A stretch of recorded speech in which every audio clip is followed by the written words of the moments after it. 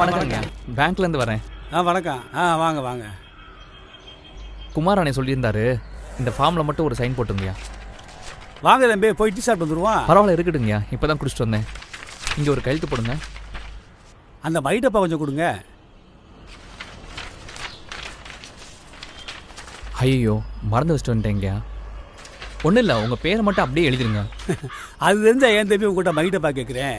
தாத்தா, இதுல உன் பேர் இருக்கு பாரு, பார்த்து எழுது.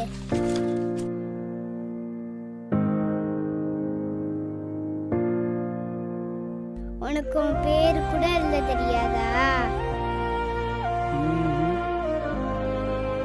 அம்மா